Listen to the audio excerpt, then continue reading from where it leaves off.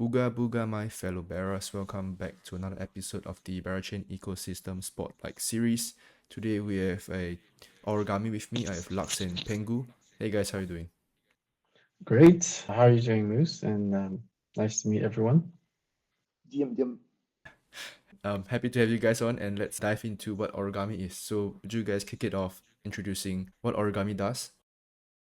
Before I explain origami, let me tell you a little bit about our background. So I am one of the Temple Masters. Temple DAO is a treasury-backed token that was started in late 2021. It has gone through several changes, but it was initially sort of like famous for the opening ceremony, which a lot of maybe your listeners went through back in 2021. And that was a lot of fun and a very memorable experience. Over time, Temple evolved and turned into a token that had a rising floor price. So as the treasury assets increased in value, the price of the Temple token went up as well. And we had an AMO system that protected that backing price over time on the balancer platform.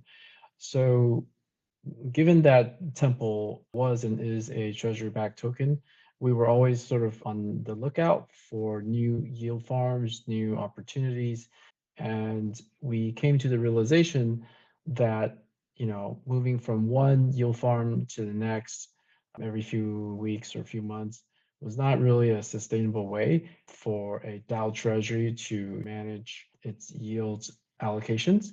And the reason is because a lot of these farms didn't really scale. Like maybe you could get in with 100K, but if you want to go 6 figures, 7 figures, then the yields went down and we had a lot more risk. So we decided to sort of look in a different direction and start building our own tools to help us farm with leverage. And leverage is a sort of like a proven way to borrow tokens using a collateral and then sell those tokens to get more of that collateral. And in the same way you loop into that position, you can increase your farming TVL or you can increase your long or short position. So Temple wanted to build out a set of tools to help the treasury farm with leverage. And as we began sort of building out these tools, we realized that these tools would benefit not only Temple Treasury and potentially other DAO treasuries, but also retail users as well in the general public who wanted to farm, the best yield farms, but didn't know how to get into that leverage position. So that was the start of Origami. And then we started building out more of the supporting infrastructure around it. And eventually it became like a full-fledged protocol. So as of today, Origami is basically automatic constant leverage. We call it leverage for dummies, meaning that with just one click, you can get into, like a 4x position on EtherFi ETH or a potentially 11x leverage position on Lido wrap staked ETH, or maybe even like a 7x staked Athena USDE position. So this is something that users can currently do on their own on other platforms such as Gearbox and Contango. But with Origami, the difference is Origami has a full-fledged backend off-chain infrastructure that is built on AWS that monitors the vault and then maintains a healthy LTV ratio so that your leverage position doesn't get liquidated and you can rest easy and touch grass while your bearing token grows in value. Also, love the introduction and the backstory from Temple DAO and to what you guys are doing right now. And yeah, so you mentioned quite a few things there. I think firstly being the kind of like a tool that you guys developed internally within Temple DAO, and now you guys have a full-fledged protocol. So is the entire team like from Temple DAO, and like you guys are just running both things concurrently? Yes, so most, if not all, of the team members were originally from Temple DAO. The Temple DAO protocol, as it has matured, is taking on more of an incubator or accelerator model instead of just like pure yield farming its treasury. It's trying to build on its strengths, which is building DeFi products. And Origami is sort of like the first brainchild of the Temple DAO team, but there could be other spin-offs as well. Okay, got it. Right, and you mentioned you guys are live on Ethereum mainnet right now, right? Providing few vaults such as the ETH and USDE vaults. So my question is, what has this got to do with Berachain, right? Because I know you guys are also launching on Berachain. More curious as to why you guys are going on to Berachain. And if I'm not wrong, I understand the governance is on Berachain as well, or will be on Berachain.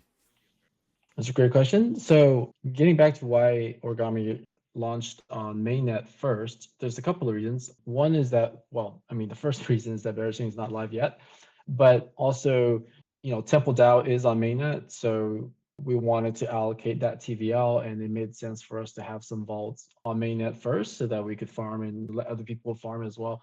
So right now, Origami has, you mentioned some vaults. Actually, we have 6. So we have 4 Athena vaults, both the unstaked USDE and also staked, and then 1 ETHFI ETH vault and 1 wrap staked ETH vault. So that's 6, with a total notional TVL of about 55 million. So that is deposit plus the loop position.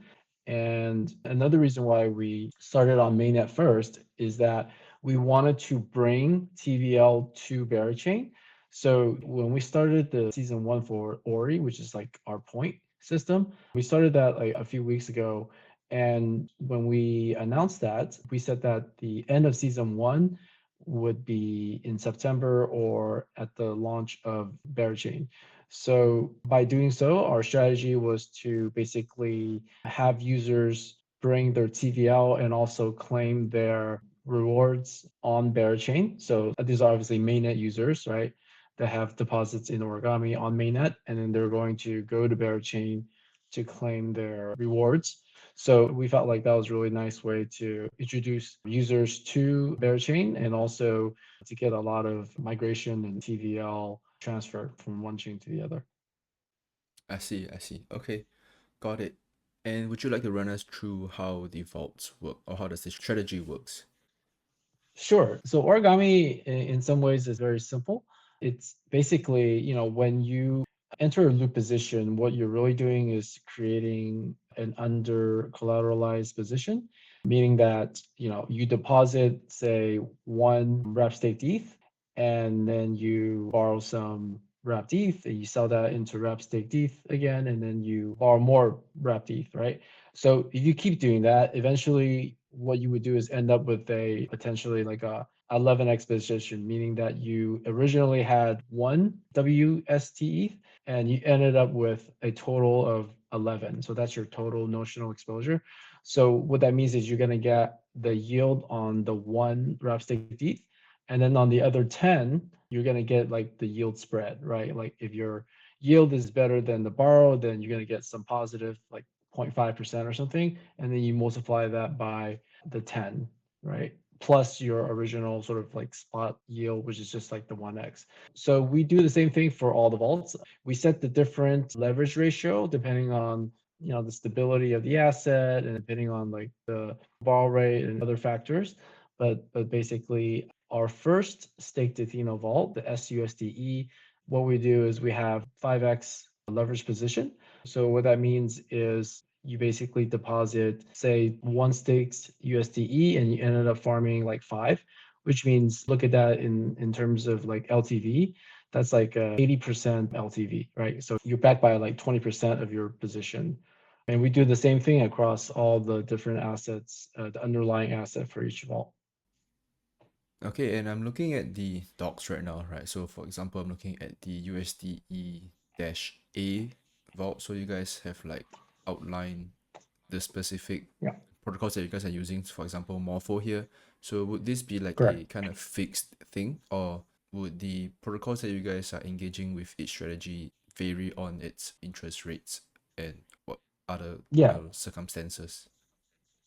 Yeah, so currently the way that origami work, and this kind of goes back to your previous question, is each vault has a one-to-one relationship with a specific pool on the lending market.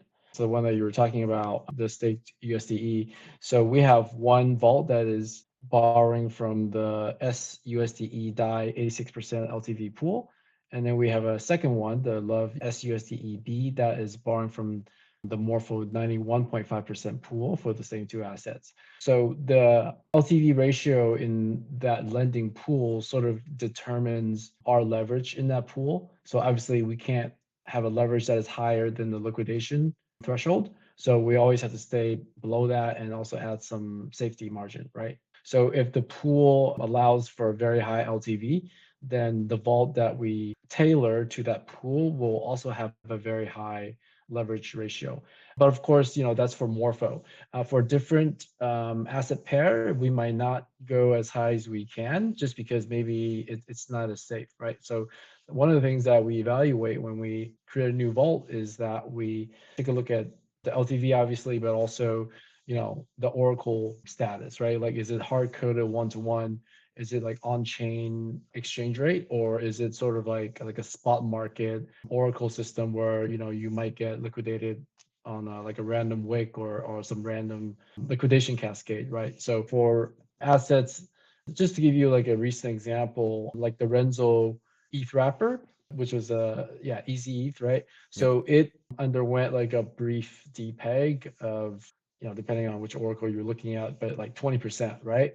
Of course, it recovered and then went back to sort of normal. But the reason that happened was because the Oracle wasn't hard coded and there was no redemption. So users were not able to get like the true value for their easy ETH. And that caused a lot of people to get liquidated. So those are the kind of things that we try to avoid for Origami. We only have a vault for EtherFi ETH because they have, and Renzo doesn't. So that's why we went with EtherFi. But depending on the demand and depending on sort of like safety parameters, we look at everything holistically when we decide on whether to open a vault and then what parameters or what leverage ratio to set for that vault. Okay, got it. And then since we're on this topic, like, what other risk are the users taking on, or should they be aware of when they're using Origami? So, when we say that Origami has automatic position management, it doesn't mean that the vault can never be liquidated. Obviously, no one can make that guarantee because if the pool itself has bad debt, like if the funds are just gone forever, then we might not be able to rebalance, right? Like we might not be able to bring your health ratio back up. So there are some limits to the contract. We can only swap on the same pool as everyone else, right? And if something happens to that pool, we might not be able to sort of like swap just like any other user, right? Like we don't have some special dark pool that we can tap into or market makers we can call to get our liquidity. So, there are going to be black swan events that the system will not be able to recover from. But in general, like for any sort of like transient DPEG situation, like what happened to Renzo, Origami is generally able to handle that much better than individual user would be able to, for a couple of reasons. One is that we have a safety margin in place. So for example, our vaults are designed to withstand like a temporary depeg of up to 10% for things that are not like hard coded one-to-one. So we don't, even if there's like a 10% depeg, the vault would not be liquidated because our LTV will not be that high. So that's one sort of lever we have to maintain safety. And then the other one is just, again, we built an in-house off-chain infrastructure that basically monitors both on-chain and off-chain parameters to make sure that the vaults are maintaining a very healthy health ratio. So if you go to the Origami website and you go to the vault details, there's a tab called Analytics, and you can sort of see like what the effective exposure has been over time for any particular vault. I'm not sure if you're looking at that right now on your computer, but if you click on exposure, for example, I'm looking at Love SUSDEA, right? So that's the one with 17 million TVL. If you click on the exposure, it says 5x, right? And you click on like the 1 month view, you can see that it's very sort of constant, right? So what that's telling you is because there is a relationship between your effective exposure and your LTV, obviously, right? Because that's just how it works. Like, we can show that infographic where, there's this one direct relationship between your LTV and your exposure, right? As your LTV goes up, then your effective exposure also goes up, right? And by looking at this graph over this, month period, you can see that the effective exposure has been very steady, which tells you that the LTV has been very steady. So the takeaway here is just that the Origami off-chain infrastructure works, that it's able to sort of rebalance and adjust the health ratio when it needs to, whether that's from like a new deposit or someone withdrawing or anything of that nature. It's able to sort of like get back on track. And you can see that for yourself when you go to any of the vaults. Nice. Yeah, I was just looking at the website, and I like to say that the website actually looks really, really clean. I really like the whole UI. Yeah, my favorite is the dark mode, of course. Yeah, it looks really nice in dark mode too. Yeah, I was about to say I was comparing dark mode and the light mode. Usually I prefer dark mode. I think I quite like the colors on this one for the light mode. Yeah, it is a nice green. Yeah. Yeah, all right. And thanks for sharing on that end. Then my next question would then be how's gas fees like, right? Because if you're doing this looping manually on mainnet, gas the fees are definitely expensive. Hmm. Wondering how Origami handles that when we are doing that if I'm depositing into the vault. And I'm not sure. I personally don't think it'll be an issue on Berachain for expensive gas fees, right? But yeah, I'd just like to hear your take on that. Yeah, so one of the big advantages that Origami has is that when the user makes a deposit, right, they're just depositing into the vault. In that same transaction, they are not looping anything, right? So that means that you save any cost involved with looping, such as swapping, borrowing, and so on.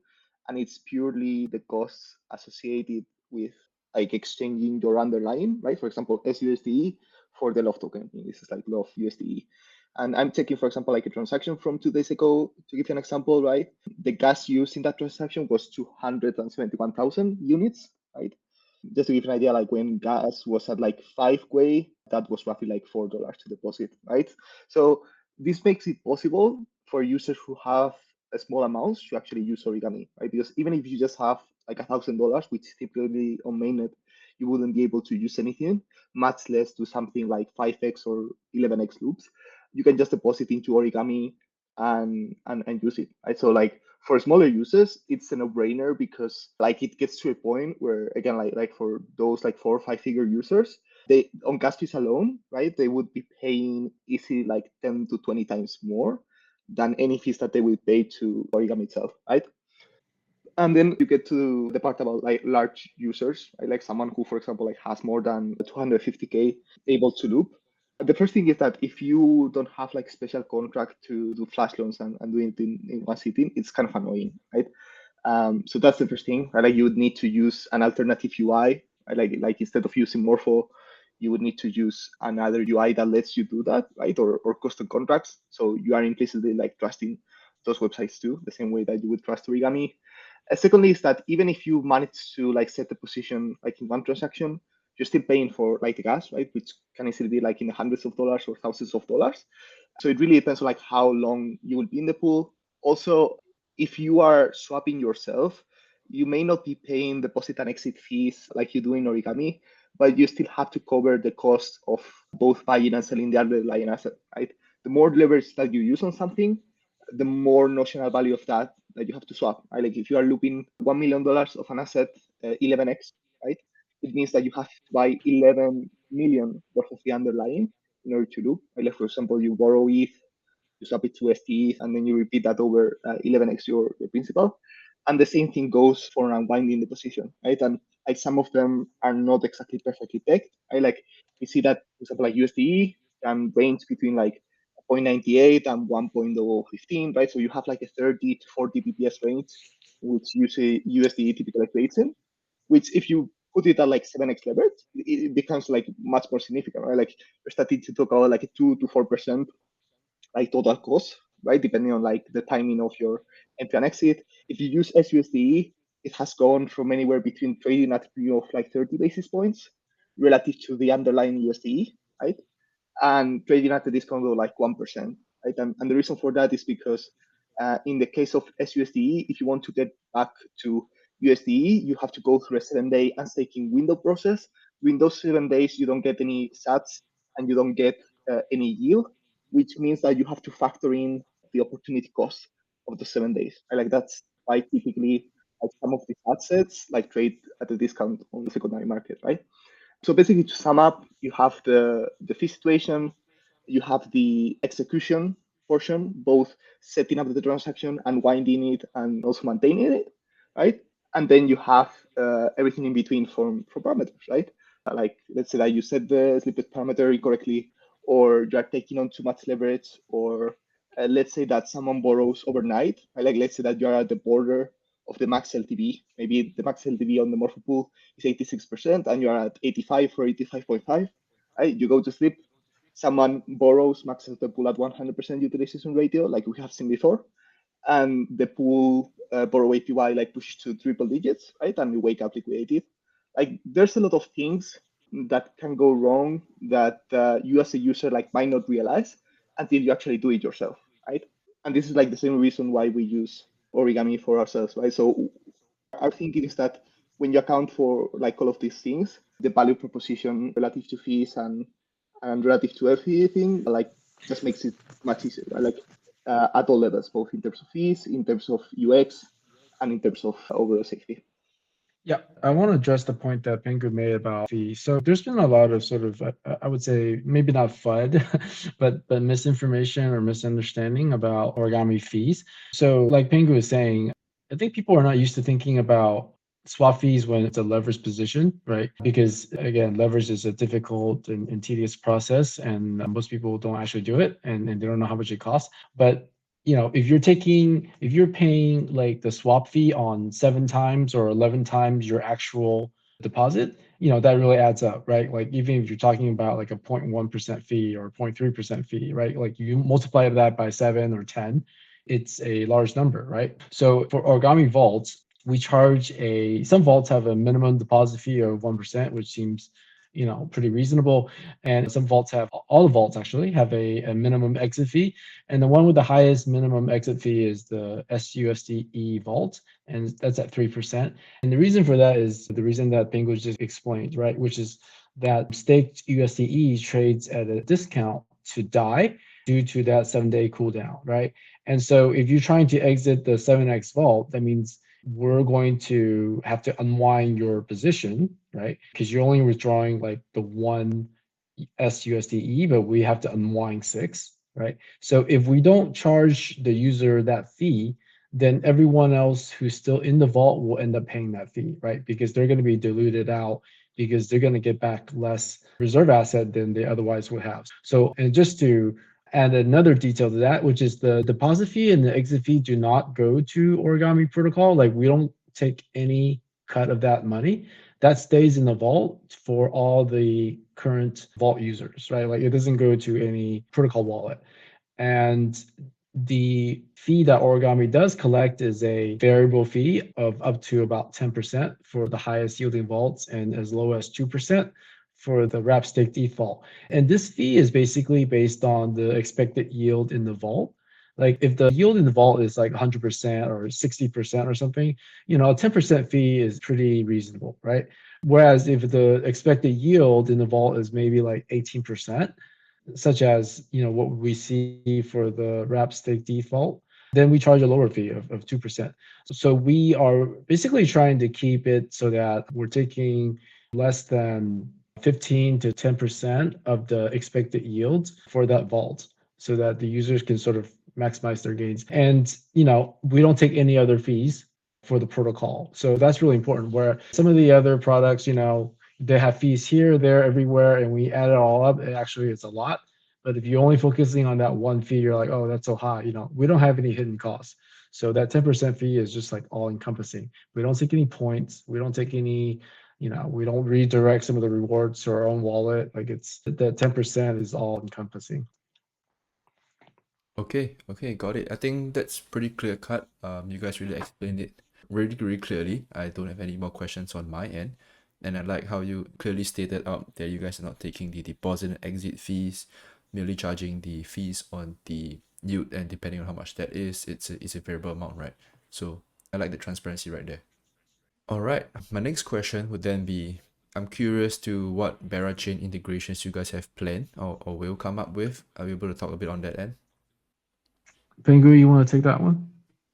Yeah, so we kind of follow a similar logic as on mainnet. Like we want to make the user's life easier, right? And in Berachain, you have an ecosystem which have a lot of like new projects and new opportunities for users from the get-go. And I think that even more opportunities will develop over time as more protocols launch there, or they see the chain grow and decide to migrate there, or things like that, right? So kind of the idea is to help users along the way. I like the same way that we are making on mainnet the SUSD and USD trade very, very easy to access with a very, very low cost basis on chats for Ethena or for Ether 5 points. We kind of want to do a similar thing for other products on Berachain. Right? So just to give you a few examples, we are working on an IBT vault from Infrared that would be leveraged, right? So you have IBT as collateral and Bera as debt, right? Some of the details are still yet to be seen, just because it depends on like how volatile is the premium for IBT, right? And this is something we don't know yet, because the way that BGT works is that you farm it, right? And then you own it as a validator. And if you want to, you can go ahead and redeem it for Vera, right? If you own the validator. And in this case with IBT, what you are doing is giving those rights to Infrared itself. And in exchange for that, you get a receipt token, which is called IBT. And it may entitle you to some level of rewards, right? So because there is no direct mint process for IBT, it has to be earned, right, by putting your own TVL. It means that theoretically speaking, there is no hard cap ceiling to the price at which it can trade at, right? I mean, this goes dangerous both ways, because if you are thinking about exploding premium, it might seem very nice from a leverage standpoint, right? Because if the premium is growing and you are leveraged on it, you can actually capture a lot more of the move, right? Like if IBT goes up like 100% relative to Bera, and if you are 2x levered, then you can basically like triple instead of doubling your Bera position. But at the same time, it's equally risky, right? Because like once you are at that high premium, depending on the amount of leverage that you use, you can very easily get wiped out, right? So I think that many protocols will offer some version of leverage IBT, whether it is automated, like Origami will do, or not automated, right? Like just letting the user choose which LTV and like how much they want to do. But I think the advantage of Origami here will be that you can just like deposit in the vault and have some level of increased exposure, right, to the underlying. But it's also not to a crazy level where if something goes wrong next week and the premium, for example, like falls 50%, your entire account gets wiped out, right? And that's a bit of the philosophy. You have like whenever we set like all parameters, you have to think of it as like one big user, which is relatively conservative to the strategy that you are doing, right? So that means that sometimes we might take less leverage than you're able to, or we might put caps, right? So we limit the amount of capital that can enter certain strategy so that it doesn't get overcrowded. So we can do those things. So that's one strategy, leverage IBT. And then the other two strategies that we're working on are love on and love locks, right? Which both of them, if everything goes well, they would have their own in-house borrow systems, right? And given that's the case, we can just integrate with them and make the user experience very easy, right? And we are effectively tokenizing a lot of these leverage positions and just making them a lot easier to use and to integrate. Like you can imagine a world where you are going into Kodiak or you are going into X and you are directly like buying a love token, right? You are directly buying into Love Home or Love Logs or Love IBT or whatever else, and you're swapping between them, and you can do that with these, right? So maybe you have like a 20x leverage like on position or Logs position, but you don't have to be doing like 200 transactions, right? Like even if a chain is very cheap, right, which I hope that Berachain gas fees will be cheap, Mm-hmm. even if that's the case, there's more things involved than just gas fees, as we mentioned, right? There's monitoring positions, there's ensuring you don't get liquidated. In the case of something like cooler loans forum, there's kind of like a deadline for the loans, right? So you have to renew every 4 months, right? In that case. So like there's a lot more things to kind of like take into account. And if you can simplify the experience to just one big like green button to buy and one big button to sell, right? It becomes like much better. And fees wise, I think they will be very competitive, right? Because again, we kind of do it based on expected yield, right? So if a position has like lower expected yield, right, or has tighter margins, like it's the case, for example, with the wrap spread, then we will adjust accordingly. like any vaults that we deploy, like they kind of have to pass the test that if it wasn't like if Origami hadn't been created by like Temple people, right? And we were looking at it from the Temple treasure perspective, like would we actually use it, right? Or would we think it's bad as either product or that the fees are too expensive or we don't like something from the system, right? So that's a bit like the logic that is followed there. Like if you have any questions on the products that I mentioned for Berachain, go ahead. Yeah, I think IBGT would be like one of the biggest things when Berachain comes live, right? And you guys will be building around that. I think that'll be pretty cool. I'm not so sure if I caught the part on the love tokens. So does that mean we can swap, kind of like swap vaults by swapping the tokens, or what did you mean by that? So if you think about it, right, like when you deposit into a vault, right, like if you go to the website and you see like Love SUSD or whatever, when you deposit into a vault, you get a receipt token, right? And that receipt token is what represents your position in the protocol. Mm-hmm. And that means that you could easily swap it in theory, right? So there's nothing stopping us from like putting some of these assets in pools. And if they have higher expected yield than the underlying, then other protocols might want to pair with them. Right? Like, let's say that you're a protocol and you want to pair with IBET, right, for your protocol on liquidity or something else, and you see that you can also pair with Love IBET and it has higher yields than IBET itself, you might go ahead and like actually do that, right? So I think that's very interesting, and that's definitely like something you can't do as an individual user. Like you can't take your average position or no average position and kind of like trade against it in this way. So again, like with regards to the IBET trade, I think there will be a lot of volatility and variance with the premium, right? Which will be dangerous and also create opportunities because if the price doesn't move, then there isn't any opportunity to take to begin with, right? So again, I don't think Origami will offer the highest leverage out of all the available options, but I think it will be the easiest to use and most convenient way, right? So it really depends. Like if you are looking to, and it all depends on your process, right? Like if you are looking to 100x your money in one day, right, with a Berachain meme coin, then that's probably not where Origami is going to shine. Mm-hmm. If you want to take like the maximum utility out of like some of the protocols that I mentioned, such as infrared, Lux, and Ohm, then Origami is your place to be. Got it, got it. Okay, okay. Thanks for clarifying on that one. I would like to expand on the idea that Pengu mentioned, talking about love tokens, right? So before Origami, people could obviously get into leverage positions on their own, but with Origami, because of the way that we offer safe leverage, safe in quote marks, but safe leverage, that means the tokens are very fungible, right? Like if we all have vault share tokens in like a 5x vault or 11x vault, then everyone sort of has the same position. And that means that we can trade, we can, maybe even deposit that on Beraborrow or Gummy, and then there might be lenders who are willing to lend us stables or Bera in exchange for those love tokens as collateral.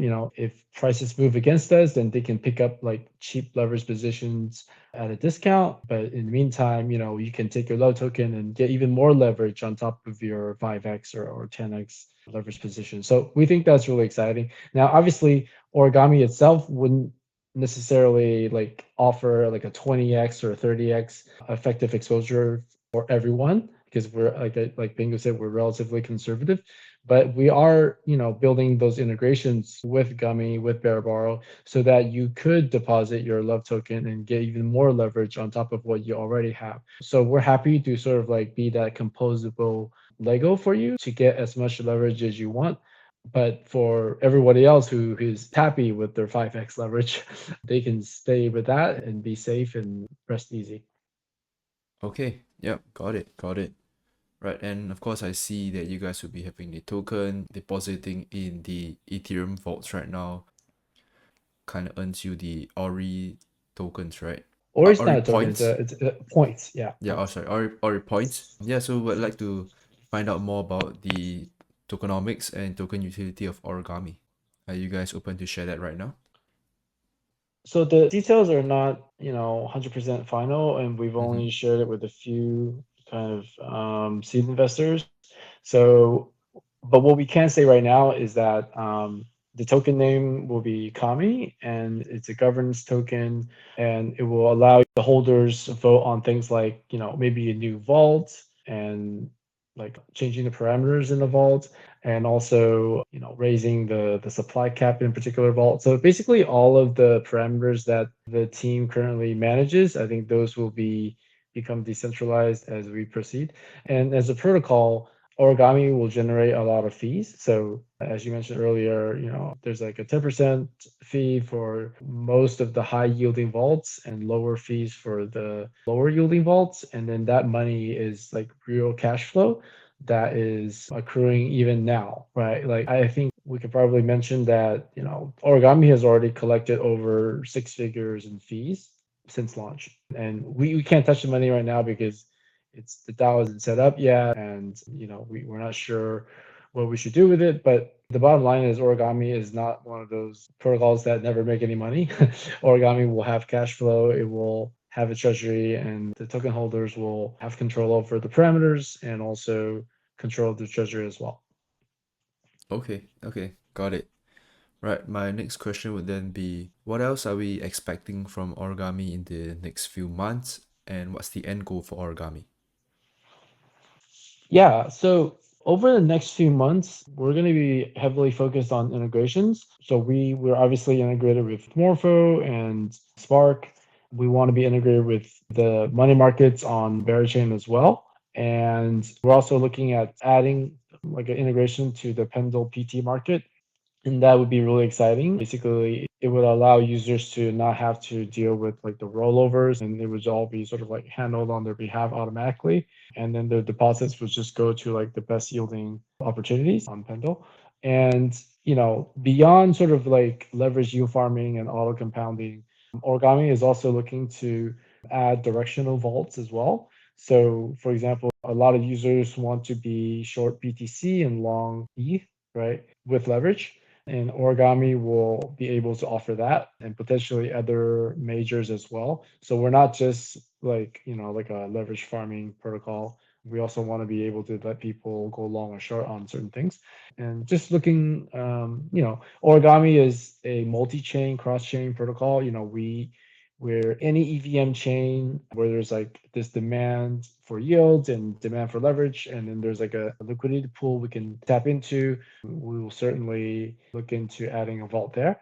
And one of our partners, Wasabi Finance, our good friends, we're working with them to sort of like utilize some of their excess capacity and really like bring together the two communities to maximize the capital utilization. And they're also doing like a points campaign as well. So it's just like, double your points. Yeah, but I think, the overall vision for Origami is, we're not sort of only service providers. We're not here to just help you get into a leverage position. We really want to establish this new paradigm that you can have, safe leverage. And, once you tokenize these safe leverage positions, these high yielding positions, you will be able to, potentially trade them like you would the spot tokens now, but it'll be like a whole new market, right? Like the yields will be so much higher. There'll be potentially a lot more demand, and it'll just be pretty sort of exciting because it'll be like a whole new market with new sort of Legos in this market. Like we talked to one of the groups that we've been talking to is D2 Finance, and they're sort of all into this, volatility trading, volatility farming, and they're extremely interested in sort of like working with us to as another like tool set in their portfolio, right? Like they want to be able to get into a certain long or short when the opportunity arises to hedge their other positions.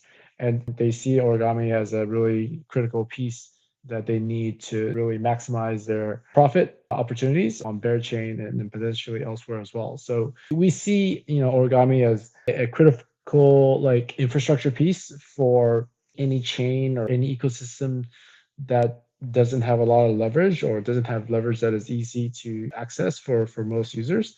And we want to be that sort of pillar, that leverage layer for between different protocols and on any chain. All right, that's a great read up. wrap up right there. I don't think I have any further questions for you guys. Do you have any questions for me, or is there anything that you want to talk about that I might have missed? I guess since you have a fresh perspective, right? Because sometimes it's very easy to be blindsided if you have been working on something for a long time, right? And you're working on it closely every day. So from your perspective as a new user, just going through the docs, going through the website, is there anything you see you like or you don't like or any feedback as a user you would provide? No, in fact, I think one point that I was thinking about earlier was like Pendo integration, and I'm really happy to hear that you guys are speaking to them to work something out. So yeah, that's that for me. I mean, it has actually like been doing very well. Like even the Evolve, which has like high price leverage, which might seem a little bit low to some people, has still doing very, very well. Since basically like you have continued getting like principal appreciation, right? Which means that your position in dollars has increased relative to, for example, like 1 month or 2 months ago. And then on top Mm-hmm. of that, like you are able to farm a lot of sats. I think it's one of the safest ways at the moment to play the Hina game, right? Because like if you buy like a Pendle YT, you are betting a lot on the in-app price when the season two ends, right? And like depending on the vesting requirements, if you are looping SUSD through something like Origami, regardless of what those terms might be, you still have your principal plus some accrued interest, right? So even though like there's like a potential for like higher returns because you have more exposure to like INA itself through like more sats by looping USD or by buying vendor YT tokens and other versions of it. Looping SUSD in my opinion is like one of the best middle grounds, and we have also like allocated accordingly. It's also very nice because like, and this is something we have not talked about, but more for blue pools are possible because Maker has a D3M, right? So what they do is they mint DAI and they deposit it into these several vaults, and they have an increasing amount. If I'm not mistaken, currently they have deposited like 450 million, might have been increased to 500 million by the time this podcast is released. So that's a very big source of liquidity, which is beneficial for both like Maker and the users of the Morpho pools, right? And because they have been increasing, we have also been able to increase our caps, right? So there was a time where, for example, you couldn't deposit in the 7x leverage vault on Origami because we were already at the cap. Mm. But then they deposited, like Maker increased the allocation towards the 91.5 LLTV vault. So we were able to deposit, right? So like right now, as things stand, both A and B vaults, right? So the 5 and 7x leverage vault have enough capacity to deposit, Yeah. and they are giving 100. Like for example, the 7x leverage vault is currently giving 166% APY. That's including points and after discounting any fees, right? So that's net of any Origami fees involved. Yeah, and we have a really nice breakdown of sort of like what the yield is, what the borrow cost is, what the protocol fee is, and what the expected yield, the points will be as well. So it's a really clear and transparent way of seeing how your particular deposit is doing on Origami. So that's something that we're very proud of and took us a long time to build. Yeah, and also like most people don't realize this, but any APYs that you see don't include any ORI points, right? And again, like that's like beyond like all the other like things that Origami does to value add to their users. You also have that factor, right? So like the true APY might be a lot higher depending on like how much you think Origami will be worth.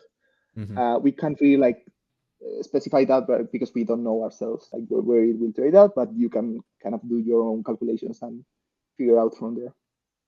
The funny thing is that even though the Origami TVL is looking pretty good, I mean, it would be a lot higher if we didn't have the situation where for the USDE, because of the leverage firm, you're basically selling the principal to pay your borrow interest, but then you're farming a lot more sats, right? So basically, those vault the TVL kind of goes down a little bit over time if there's no new deposits, in a way that sort of dampens the TVL, but that's just the way it works. And like Pengu was saying, it's a little bit like, if you buy YT tokens, right, because of the higher borrow cost, because of the way how volatile the YT token price is, you buy the YT token on like the wrong day, the next day it could tank, right? And now you're sort of like sitting at a loss. It's a little bit like buying a shit ton of out of the money calls, and you're hoping that the share price will go up and so that you become in the money, right? But if you're wrong, then you're going to be down a lot. Like you're going to lose everything, right? Because they're not even in the money before expiry. So on Origami, you're playing it a little safer. It's almost like you go into the USDE vault, you're buying kind of like a little bit like in the money options calls, so that even if the share doesn't move as far as you hope, you still have a little bit of intrinsic value left, and so that's why it's a little bit safer to play the Athena game on Origami, because you're sort of dollar cost averaging, and you're averaging out your interest rate risk. You're not going all in on that day's interest rate. If you think about the YT token price as like your interest payment, right? Like you're not going all in on the day that you buy the token. You're kind of paying it over time, which means that you're not going to be screwed if rates move sharply against you. And that's, I think, one of the big advantages that the Origami Vault has over the YT token. Okay. All right. Anything else from you guys? No, that was a lot of fun. Okay then. Awesome. Yeah, if not, thank you guys for coming on to this episode. Yeah, Thanks for taking the time, right? I'm looking forward to seeing more votes come on onto Origami, and of course your launch on Berachain as well. And as usual, all the links will be down in the description box below, so please check them out. And I think that is all we have for this episode. We will see you in the next episode. Thanks, guys. thank you. I hope to Thank chat you. soon.